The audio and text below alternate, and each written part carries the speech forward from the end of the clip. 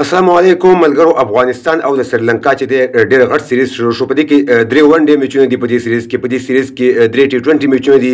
د افغانستان لپاره کم لوبغاړي پکار دي، کم کلیاران پکار دي، په هیټینګ کې وروسته ورسره کم لوبغاړي پکار دي، فاست بالران کم پکار دي، افغانستان سره سپینران کم پکار دي. راشد خان په نشتون کې دغه سیریز شروع کیږي. د یو ټیسټ میچ نه وروسته چې افغانستان یو ټیسټ میچ وکړ، سریلانکا سره بهترین ټیسټ میچ وکړ. د هغې نه وروسته نن اولنی ون ډے میچ دی. دغه میچ کې کم لوبغاړي پکار دي افغانستان لپاره، او دغه میچ په څو بجو شروع کیږي پاکستان وخت مطابق، د افغانستان وخت مطابق. مکمل معلومات سره شریکوم، ویډیو سره تر اخره وګورئ او مخکې ملګرو سره ضرور شریک کړئ. افغانستان لپاره دغه اولنی میچ ډېر زیات مهم دی او ډېر زیات اهم دی په دې وجه باندې چې افغانستان اولنی میچ وګټي نو وروستي دوه میچونه کې افغانستان ته صرف او صرف یو میچ ګټل پکاري. چې یو میچ بل افغانستان وګټو نو افغانستان به سریلانکا سیریز وګټي او دغه سیریز به افغانستان په خپل نوم باندې کړي. کچې افغانستان اولنی ون ډے میچ به دي نو وروستي دوه میچونه به ګټل پکاري، ځکه چې وروستي دوه میچونه افغانستان ټیم ونه ګټي نو سیریز د افغانستان ټیم د لاسه ځي.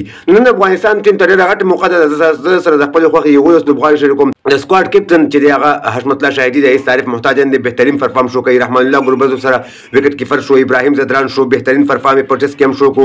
ګلبدین نایب تکمنګ ګورو بیټینګ هم کوي، بالینګ هم کوي، د انډیا خلاف بهترین پرفارم شو کو. عظمت الله عمرزی تکمنګ را شو، عظمت الله عمرزی بهترین آل راونډر دی. بل طرف ته کرا شو مجيب په نوی بال باندې بهترین بالینګ کوي، ډېر ښایسته بالینګ کوي. سریلانکا بالکل راګیرولې شي په دغه خپل رایټین کې دي سره چې څومره مرایټین دي. اکرام علي خیل په دغه سکواډ کې پکار دی چې د افغانستان میډل ارډر بیټسمنان چې کم دي، رحمت شاه شو، حشمت الله شاهدي شو، مطلب ګلبدین نایب شو، که دغه هلکان زړه وکړي نو اکرام علي خیل بالکل کولی شي چې افغانستان ټیم د مشکلات نه وباسي او افغانستان ټیم 280 په که چې افغانستان اولنی بیټینګ شي 280 290 300 پورې سکور کې دغه هلک ډېر غټ لاس ادا کولی شي، ډېر غټ رول پکې ادا کولی شي.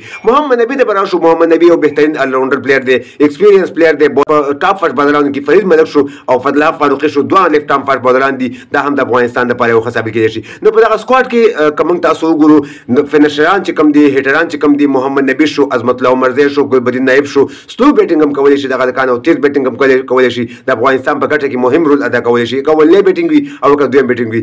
فاست بالرانو ته شو، فرید ملک شو، عظمت الله عمرزی شو، ګلبدین نایب شو او فضل حق فاروقي شو.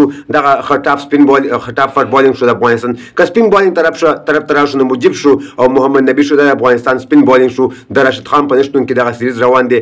دغه میچ په پالیکلی انټرنیشنل کرکټ سټیډیم باندې دی. پالیکلی یو بهترین سټیډیم دی، یو بهترین وکټ د بدا وکټ کې کوم مشکل نشته دی. افغانستان کا اولنی بیټینګ وکي، افغانستان کا دویم بیټینګ وکي او دغه میچ د افغانستان وخت مطابق 1:30 بجې شروع کیږي او د پاکستان وخت مطابق 2 بجې شروع کیږي. تاسو هم سره ضرور خپل رائے په کمنټ کې شریک کړئ چې افغانستان د کم سکواډ ما تاسو سره شریکو. دغه سکواډ تاسو خوښ دی او کنه په دغه کې کم چینجز پکار دي، کم لوبغاړي پکې بدلون پکار دي. خپل رائے موږ سره ضرور په کمنټ کې شریک کړئ. ویډیو کتلو ډېر من ویډیو مخکې ملګرو سره ضرور شریک کړئ.